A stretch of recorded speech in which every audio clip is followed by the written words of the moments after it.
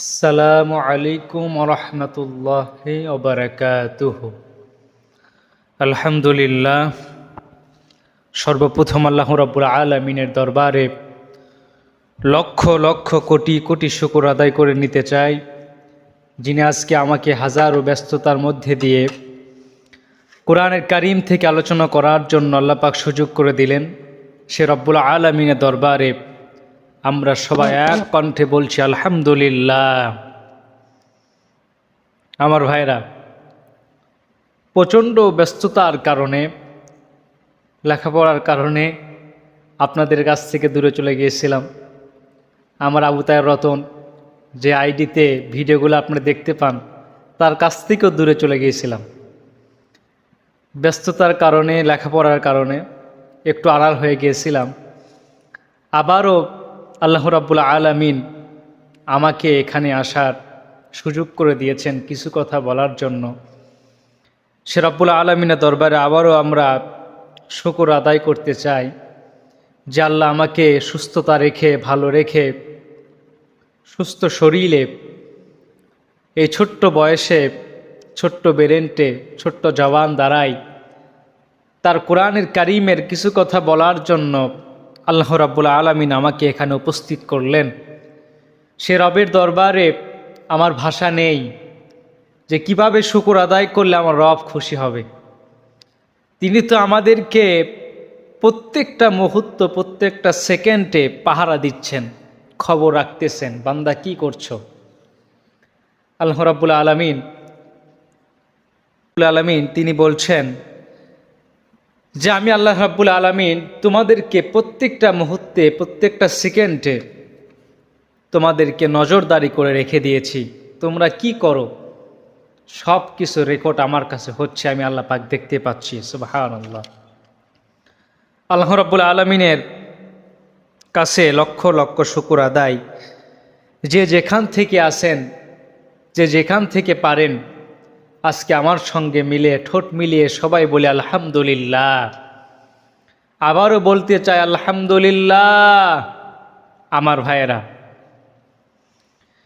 সময় বসে থাকে না, প্রত্যেকটা সেকেন্ড চলে যাচ্ছে, প্রত্যেকটা মিনিট আসতেছে, আবার প্রত্যেকটা মিনিট পার হচ্ছে, প্রত্যেকটা ঘন্টা চলে যাচ্ছে, প্রত্যেকটা ঘন্টা পার করছি, আবার প্রত্যেকটা বেলা ডুবতেছে, প্রত্যেকটা বেলা চলে যাচ্ছে, প্রত্যেকটা দিন পার হয়ে যাচ্ছে, প্রত্যেকটা দিন চলে যাচ্ছে, আবার জানি সপ্তাহ চলে আসতেছে, আবার সপ্তাহ পার করে দিলাম, আবার মাস চলে আসতেছে, মাসের পর মাস চলে গেল, 12টা মাস পার করলাম। এই 12টা মাসে আমার যে কত আত্মীয় পৃথিবী থেকে বিদায় নিয়ে চলে গেল, কত মুরব্বী চাচা, মুরব্বী নানা, কত বন্ধু, কত সমবয়সী ইন্তিকাল করলো, সময় চলে গেল, আবার বছরে পা দিলাম, নতুন বছর চলে আসলো, নতুন জীবনের প্রত্যেকটা মিনিটের গণনা আবার শুরু হয়ে গেল। আমরা কোথায় আছি? আমরা কি করছি? কুল্লু নাফসি যায়কাতুল মাউত। প্রত্যেকটা মানুষের মৃত্যুর স্বাদ গ্রহণ করতেই হবে, প্রত্যেকটা জীবের মৃত্যু সম্মুখীন হতেই হবে। কেউ বাঁচাতে পারবে না, কেউ তোমাকে আটকাতে পারবে না। আল্লাহ রাব্বুল আলামিনের আদেশে তোমাকে নিয়ে চলে যাওয়া হবে অন্ধকার কবরে। তুমি কোথায় যাবা? কে তোমাকে বাঁচাবে? আমার ভাইয়েরা, কয়দিনের দুনিয়াতে আমরা কত বড়াই, কত বাহাদুরি করি, কত বড় নেতা হয়ে গেছি। আরে ভাই, নেতা তোমাকে একদিন লাগবে না, 3টা মিনিটেই তোমাকে নেতা থেকে খেতা করে দিতে পারেন। তিনি কে? তিনি আমার আল্লাহ। এত বড় নেতা হয়ে গেছে, রাস্তা দিয়ে চলা যায় না, কিন্তু রাতের বেলা শুরু হয়ে গেছে পাতলা পায়খানা। একবার গেছেন, ওষুধ খাইছেন, কাজ হচ্ছে না, 3বার গেলেন, পেট টেনা হয়ে গেছে, বিছানার সাথে লাগিয়ে গেছেন, এবার মরা বাঁচার সমান। এবার নিজেই বলছেন আমি নেতা নয়, আমি খেতার সাথে লেগে গেছি, এখন আমি হয়ে গেছি খেতা। ঠিক কিনা কথা বলেন? এই জন্য শোনেন, বাস্তব একটা কথা আছে যে সত্য কথা তিতায় লাগবে, এটা বাস্তবতা। মিষ্টি কখনো তিতা হয় না, সত্য কথাই কিন্তু তিতা লাগে। আজকে তাদেরকে বলতে চাই যে আজকে বাহাদুরি করছেন, নিরীহ মানুষদের উপরে নির্যাতন করছেন, আজকে ইতিমদের টাকা ইতিমদের অর্থ সম্পদ আপনারা মেরে খাচ্ছেন। শুনে রাখুন, সেই দিন কিন্তু আল্লাহ রাব্বুল আলামিনের কাঠগড়ায় দাঁড়ানো লাগবে, সেই দিন দাঁড়ানো লাগবে। আল্লাহ রাব্বুল আলামিন কুরআনে কারীমের মধ্যে বলছেন, সূরা আল ইমরানের মধ্যে বলছেন যে তোমরা ইয়াতীমদের সম্পদকে মারিয়ে খেও না। তোমার ইয়াতীম, ধরেন আপনার ভাতিজা ইয়াতীম হয়ে গেছে, তার বাবাও নাই মাও নাই, কিন্তু তার অর্থ সম্পদ আছে, কি মাসুম, তিনি মাসুম, ছোট বাচ্চা, তার সম্পদটা কে দেখবে? আপনি চাচা আপনার কাছে গচ্ছিত রেখে দিয়েছে, কিন্তু এখানে কথা হলো সে পাগল, সে সম্পদ রক্ষা করতে পারবে না, এই সম্পদ তাকে দেওয়া যাবে না। সে ছোট্ট বালেক হয় নাই, জ্ঞানবান হয় নাই, বয়স হয় নাই, তাকে সম্পদটা দেওয়া যাবে না। সম্পদটা আপনার কাছে গচ্ছিত রেখে যখন সে বয়স হবে, জ্ঞানবান হবে, বুদ্ধিজীবী হবে, জ্ঞানী হবে, বুঝবে, তখন তার সম্পদ তাকে সুন্দরভাবে বোঝায় দিতে হবে। কিন্তু সবই হয়ে গেল, কিন্তু আপনি তাকে দেন নাই, বরং তার উপরে নির্যাতন করছেন, অপমানিত করছেন, তার হকের জিনিস তাকে বুঝায় দেন নাই। আপনি চাচা যতই হন না কেন, সেই দিন আল্লাহ রাব্বুল আলামিন কাঠগড়ায় আপনাকে দাঁড়াতে হবে। আর সেই দিন ফয়সালা হবে, আপনার বা হাতে আমলনামা আসবে। সেই দিন সুযোগ নাই যে বাম হাতের আমলনামা ডান হাতে টুকুস করে পার করবেন আর আল্লাহ পাক চোখটু বন্ধ করে থাকবেন, আর আল্লাহ পাক বলবেন ব্যাপার কি, তোমাকে বাম হাতে দিয়েছিলাম ডান হাতে কেন? আল্লাহ আপনি তো আমাকে ডান হাতেই দিয়েছিলেন। আল্লাহ এবার বলবে আমি কি তোমাকে ডান হাতে দিয়েছিলাম না বাম হাতে দিয়েছিলাম? এই সুযোগ থাকবে না, লড়তে পারবেন না, ডান হাত থেকে বাঁয়েও নিতে পারবেন না, বাঁয়ে থেকে ডানেও যেতে পারবেন না। আমার ভাইয়েরা, এই জন্য মৃত্যুকে স্মরণ করতে হবে। রাসূলুল্লাহ সাল্লাল্লাহু আলাইহি সাল্লাম বলছেন যে সাহাবীরা এক গ্লাস পানির মধ্যে যদি একটা রড রাখা হয়, সে রড কিন্তু মরিচা ধরবে, সে রডে জং ধরবে, তেমনি আমাদের মধ্যেও জং আছে। সাহাবীরা বলছেন ইয়া রাসূলুল্লাহ, তাহলে আমাদের কলিজার মধ্যে, অন্তরের মধ্যে যে সমস্ত নেফাকি জং আছে, এইগুলো কেমনে আমরা সারাবো? রাসূল বলছেন এক নাম্বার হলো বেশি বেশি কোরআন তেলাওয়াত করবা, দুই নাম্বার হলো মৃত্যুকে স্মরণ করবা, মৌতকে স্মরণ করবা। তাহলে তোমার কলিজার মধ্যে থেকে জং, তোমার কলিজার মধ্যে থেকে খারাপ বিকাশ, অহংকার, সব কিছু আল্লাহ রাব্বুল আলামিন দূর করে দিবেন। সুবহানাল্লাহ। আমার ভাইয়ের আসুন, আজকে হয়তো কোটি টাকার মালিক হয়েছি, কিন্তু এই টাকা কয়দিন থাকবে ভাই বলেন তো? অন্ধকার কবরে চলে যাবেন, যখন আপনার শরীরে সাদা কাপড় আপনাকে মোড়ানো দেওয়া হবে, 3টা বাঁধন দেওয়া হবে, একটা বাঁধন মাথায় থাকবে, 2টা বাঁধন কোমরে থাকবে, 3 নাম্বার বাঁধন থাকবে পায়ে, একটা পকেটও আপনাকে দেওয়া হবে না। আপনার বিবিও তো বলবে না ও দর্জি ভাই তাড়াতাড়ি আসো, আমার স্বামী এত কামাই করলো সারা জীবন, গাড়ি করলো, বাড়ি করলো, দামি খাট কিনে দিল, দামি অলংকার আমাকে করে দিল, কিন্তু আমার স্বামী কি টাকা ছাড়া আজকে কবরে যাবে? অলংকার ছাড়া কি কবরে যাবে? দামি খাট ছাড়া কি কবরে যাবে? কিছু হলেও একটা পকেট বানিয়ে দাও, সেই পকেটের মধ্যে চকচকে একটা বান্ডিল ঢুকাইয়া দিই। এই কথা কি কেউ বলবে? কেউ বলবে না। কেন বলবে না? কারণ আল্লাহ রাসূল বলছেন সবচেয়ে বেশি অসহায় হয়ে যায় ওই বান্দা যখন যার নিঃশ্বাসটা চলে যায়, এর মতো হতভাগা, এর মতো একেবারে অসহায় কেউ পৃথিবীতে থাকে না। যখন মানুষ অন্ধকার কবরে চলে যায়, কেউ আপনাকে বলবে না, কেউ ডাক দিবে না, কেউ আপনার পদবীর চিন্তা করবে না, কেউ আপনার অর্থ সম্পদ টাকার পয়সা বড়াই করবে না। আপনি ইন্তিকাল করেছেন, আপনাকে বলবে তাড়াতাড়ি একে দাফন করে আসো। সন্তানও চোখের পানি ফেলে কাঁদবে, 1 দিন 2 দিন 3 দিন চোখের পানি ফেলে ফেলে কাঁদবে। হয়তো 1 দিন শোক করলো, 2 দিন শোক করলো, 3 দিন শোক করেছে, এরপরে সব কিছু আবার ওপেন হয়ে গেছে। সন্তান কলেজ করছে, ভার্সিটিতে গেল, মাদ্রাসায় গেল, খানা খাচ্ছে, বিবির মতো চলছে, আত্মীয় স্বজন আত্মীয়ের মতো চলছে।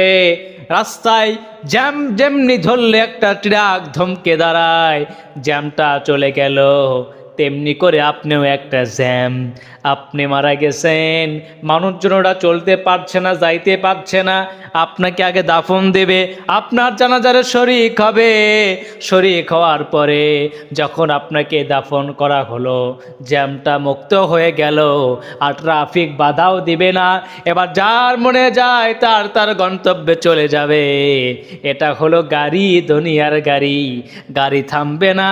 ট্রাফিক যখন সিগন্যাল দেবে, কবরটা ওপেন হয়ে গেছে, কবরের মাটিটা মুখের পর দেওয়া হলো, কবরটা সুন্দর করে দেওয়া হয়ে গেছে, জানাজার নামাজ শেষ, এবার ট্রাফিক সিগন্যাল দিয়েছে, এবার যানজট এখানে করা যাবে না, যার যার বাড়িতে তোমরা ফিরে চলে যাও। সব কিছু কমপ্লিট হয়ে গেছে, রাস্তাটা ফাঁকা হয়ে গেল। আমার কথা তো বুঝতে পারছেন? বুঝাতে পেরেছি না আরো একটু বলতে হবে? আচ্ছা শুনুন, হাইওয়ে রাস্তার মধ্যে আপনি দাঁড়িয়ে আছেন, প্রচণ্ড জ্যাম চলছে, ট্রাফিক বলছে এখন যাওয়া যাবে না, সামনে ঝুঁকিপূর্ণ, সামনে জ্যাম লেগে গেছে, সামনে একটা অ্যাক্সিডেন্ট হয়েছে, ওই অ্যাক্সিডেন্ট যতক্ষণ না পর্যন্ত সাফ হবে, পরিষ্কার হবে ও রোড ততক্ষণ পর্যন্ত জ্যাম মুক্ত হবে না। তেমনি করে আপনি একটা অ্যাক্সিডেন্ট, আপনার বাড়ির আত্মীয় স্বজন আপনাকে দাফন না করা পর্যন্ত যেতে পারছে না। ট্রাফিক বলছেন আর 10 মিনিট কবর খোঁড়া কমপ্লিট, জানাজার দাঁড়িয়ে যাবে, বাঁশ কাটা কমপ্লিট, খাটনি কেউরে নাস্তা নিয়ে আসুন, জানাজার করা হলো, এবার কবরে নামা হলো। বিসমিল্লাহি ওয়ালা মিল্লাতি রাসূলুল্লাহ, বিসমিল্লাহি ওয়ালা মিল্লাতি রাসূলুল্লাহ। এবার কবরে নামানো হলো, নামানোর পর আস্তে আস্তে মাটি দেওয়া হচ্ছে। মিনহা খলাকুনাকুম ওয়া ফিহা নুঈদুকুম ওয়া মিনহা নুখরিজুকুম তারাতান উখরা। এবার মাটি দেওয়ার পরে সব কিছু কমপ্লিট করার পর দোয়া করলেন। দোয়া করার পর এবার ট্রাফিক বলতেছে কবরের সামনে আর থাকা যাবে না, এবার যার যার গন্তব্যে তাই পৌঁছে যাও, এবার রোডটা ফাঁকা করো, রোডের গাড়িগুলো যে গন্তব্যে সেখানে পৌঁছিয়ে যাবে। আমার ব্যাখ্যা বুঝাতে পারছি তো? আমি বুঝতে পারছেন তো? এটা হলো আমার ব্যাখ্যা। এবার আসুন, পৃথিবীতে কয়েকটা কাজ আছে, যদি করে যেতে পারেন তাহলে কবরে শুয়ে থেকেও আপনার আমল নামায় আল্লাহ রাব্বুল আলামিন সওয়াব লিখতে থাকবেন। সুবহানাল্লাহ, সুবহানাল্লাহ। রাসূলুল্লাহ সাল্লাল্লাহু আলাইহি সাল্লাম বলছেন, বিশ্ব নবী বলছেন, দয়ার নবী বলছেন, ইজ্জতের নবী বলছেন, সারে আল্লাহ যাকে বানিয়েছেন শরীয়ত পণ্যেতা, সেই নবী বলছেন মানুষ যখন ইন্তিকাল করে তার সমস্ত আমলের দরজা বন্ধ হয়ে যায়, সমস্ত আমলের দরজা বন্ধ হয়ে যায়। এরপরে 3টি আমলের দরজা খোলা থাকে। বিশ্বনবী বলছেন 3টি আমলের দরজা খোলা থাকে।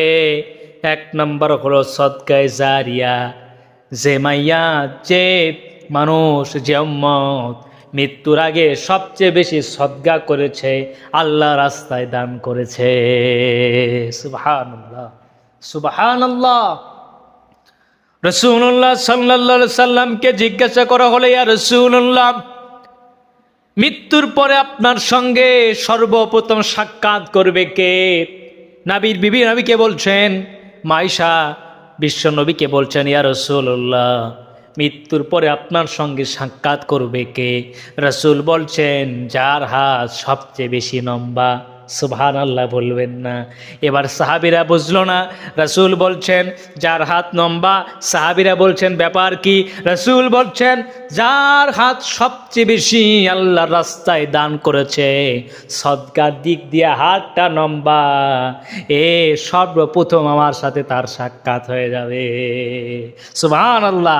সাহাবীরা এবার কঞ্চির একটা লকড়ি নিয়ে হাত মাপা শুরু করলো। মাপতে মাপতে একজনের হাতটা বড় হয়ে গেছে, ওই লোকটা খুশি হয়ে গেল, বিশ্ব নবী বলছেন তুমি আমার সঙ্গে সর্বপ্রথম মৃত্যুর পরে দেখা করবে। এর কারণ হলো তোমার হাতটা বড় হয়ে যাওয়ার কারণ হলো সর্বপ্রথম তুমি আল্লাহ রাস্তায় এই হাতটা দিয়া বেশি বেশি দান সদকা করেছ। সুবহানাল্লাহ, তোমার অন্তরটা উদার ছিল আল্লাহর জন্য, তুমি তোমার ডান হাত দিয়ে আল্লাহ রাস্তায় দান করেছো, তোমার বাম হাতে জানতো না। সুবহানাল্লাহ, আল্লাহ রাসূল বলছেন সর্বপ্রথম তোমার সাথে আমার সাক্ষাৎ হয়ে যাবে। আল্লাহু আকবার। আমার ভাইয়ের আরেকটা হাদিস যুক্ত করে দিই, বুখারী শরীফের হাদিস। বিশ্বনবী মুহাম্মদ রাসূলুল্লাহ সাল্লাল্লাহু আলাইহি সাল্লাম তিনি বলছেন যে সর্বপ্রথম আল্লাহ রাব্বুল আলামিনের আসমান থেকে সকালবেলা দুইটা ফেরেশতা আসে। একটা ফেরেশতা এসে বলতে থাকে আল্লাহ রাব্বুল আলামিন আপনার এই বান্দা আপনার পথে দান করেছে, কোরআনের পথে দান করেছে, মাহফিলে দান করেছে, মাদ্রাসায় দান করেছে, ইয়াতিমখানায় দিয়েছে, মসজিদে দিয়েছে। এই লোকের সম্পদটা আরো বাড়িয়ে দাও, এই লোকের হায়াতটা বাড়িয়ে দাও, এর রিজিকের মধ্যে বরকত দাও। আরেকটা ফেরেশতা এসে বলছে আল্লাহ রাব্বুল আলামিন এই মানুষটাকে তুমি ধ্বংস করে দাও, এই মানুষটাকে তুমি ধ্বংস করে দাও। অর্থ সম্পদ দিয়েছিলেন, তোমার পথে দান করে নাই, তোমাকে মহব্বত করে নাই, ইয়াতিমদেরকে ভালোবাসে নাই, মসজিদেও দান করে নাই, গরিব মিসকিনদেরকে সদকাও দেয় নাই। আল্লাহ রাব্বুল আলামিন একে তুমি একেবারে ধ্বংস করে দাও। সহিহ মুসলিম, বুখারী শরীফের হাদিস। এগুলো দলিল। তাহলে প্রথম নাম্বার সদকা চলে গেল।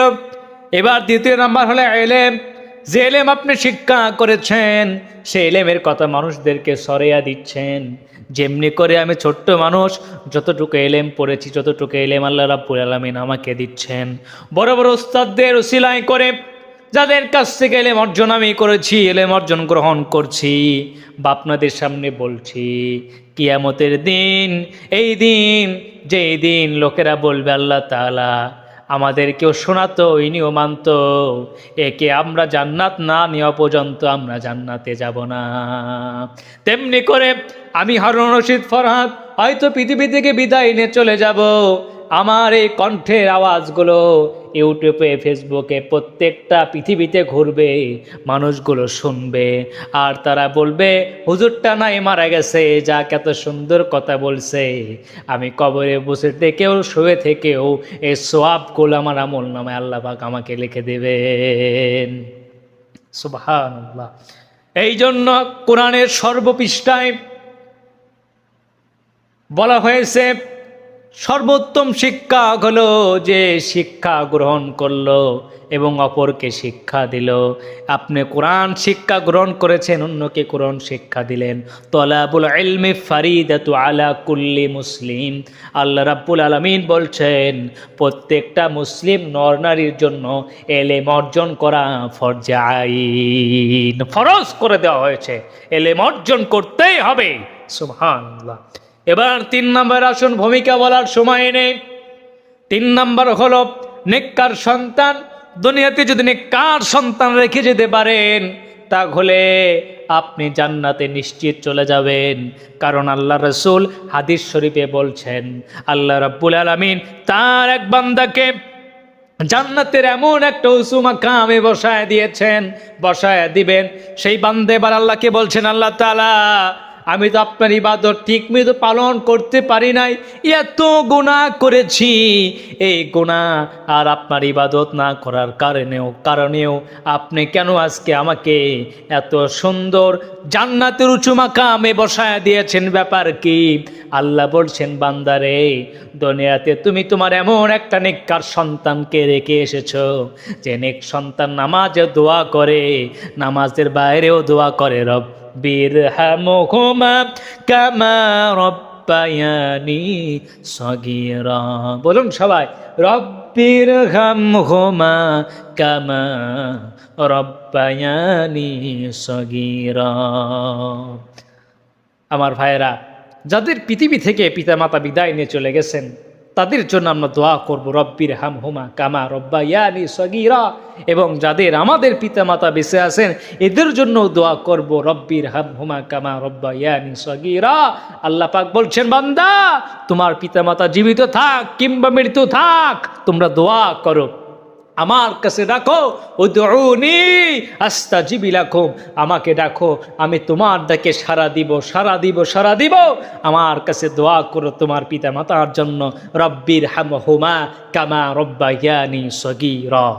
আল্লাহ রাব্বুল আলামিন যেন আমাদেরকে 5 ওয়াক্ত নামাজে আদায় করার কবুল করুক। পিতা মাতার জন্য দোয়া, আল্লাহ রাব্বুল আলামিন তাদেরকে যেন সুস্থতা রাখেন, এবং যারা অন্ধকার কবরে চলে গেছেন তাদের কবরটাকে আল্লাহ রাব্বুল আলামিন যেন জান্নাতের বাগান বানিয়ে দেয়। আখিরি দাওয়ানা আলহামদুলিল্লাহি রাব্বিল আলামিন। আসসালামু আলাইকুম ওয়া রাহমাতুল্লাহি ওয়া বারাকাতুহু।